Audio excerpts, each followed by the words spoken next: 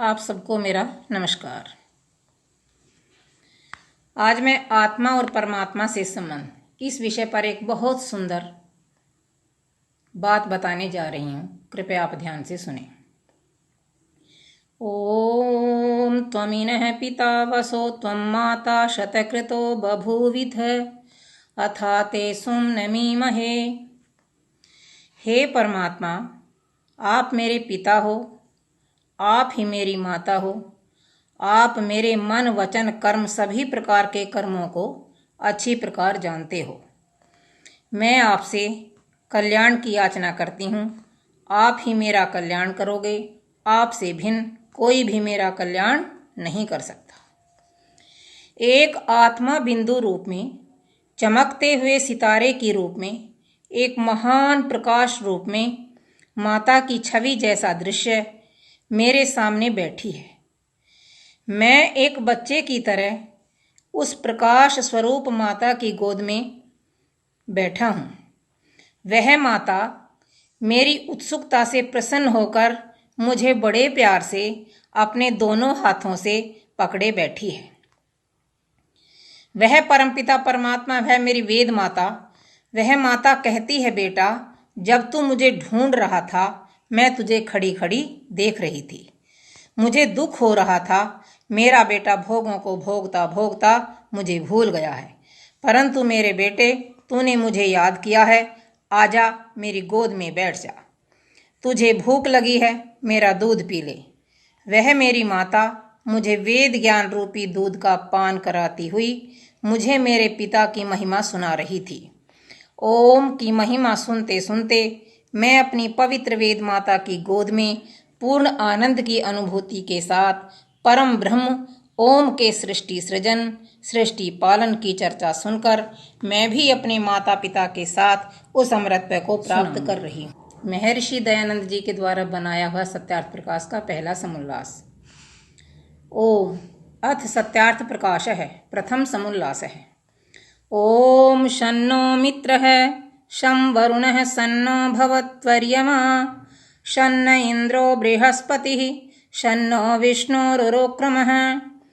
नमो ब्रह्मणे नमस्ते वायो त्वमेव प्रत्यक्षं ब्रह्मासि त्वामेव प्रत्यक्षं ब्रह्म वदिष्यामि। ऋतं वदिष्यामि, सत्यं वदिष्यामि, तन्मामवतु तद्वक्तारमवतु। अवतु माम अवतु वक्तारम्। ओम शांति शांति शांति। ओंकार, यह ओंकार शब्द परमेश्वर का सर्वोत्तम नाम है, क्योंकि इसमें जो ए उ में 3 अक्षर मिलकर यह ओम समुदाय हुआ है।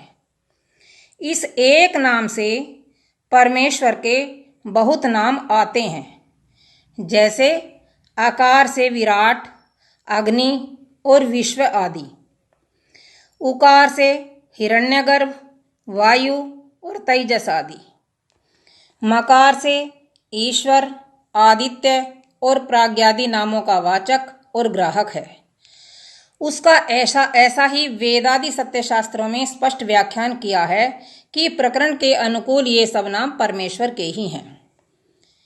इसमें एक प्रश्न उठता है। किसी ने प्रश्न किया महर्षि दयानंद जी से, परमेश्वर से भिन्न अर्थों के वाचक विराट आदि नाम क्यों नहीं है?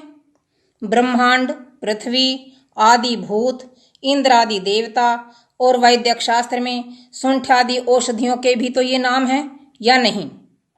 इसका उत्तर है हैं, परंतु परमात्मा के भी हैं।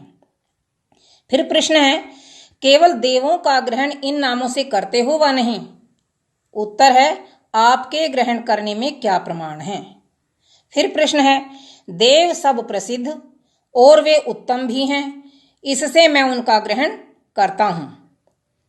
उत्तर है, क्या परमेश्वर अप्रसिद्ध और उससे कोई उत्तम भी है? पुनः ये नाम परमेश्वर के भी क्यों नहीं मानते? जब परमेश्वर अप्रसिद्ध और उसके तुल्य भी कोई नहीं, तो उससे उत्तम कोई क्यों कर हो सकेगा? इससे आपका यह कहना सत्य नहीं, क्योंकि आपके इस कहने में बहुत से दोष भी आते हैं। जैसे उपस्थितं परित्यज्य नुपस्थितं याचते इति बाधित न्याय है।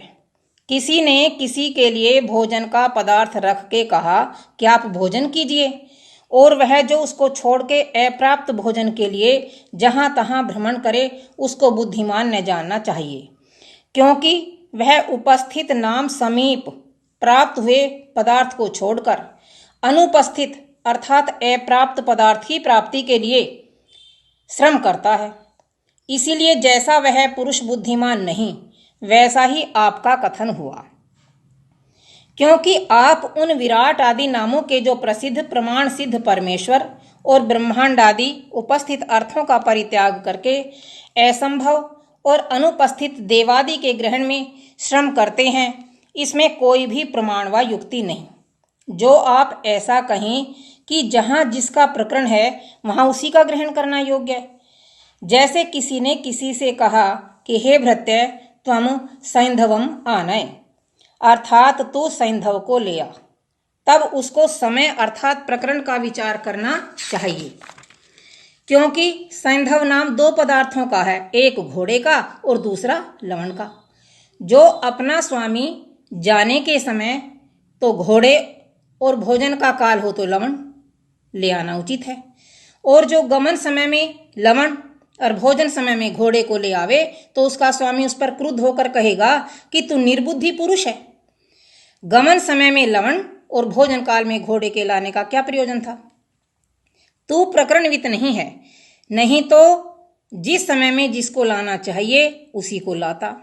जो तुझको प्रकरण का विचार करना आवश्यक था वह तूने नहीं किया, इससे तू मूर्ख है, मेरे पास से चला जा।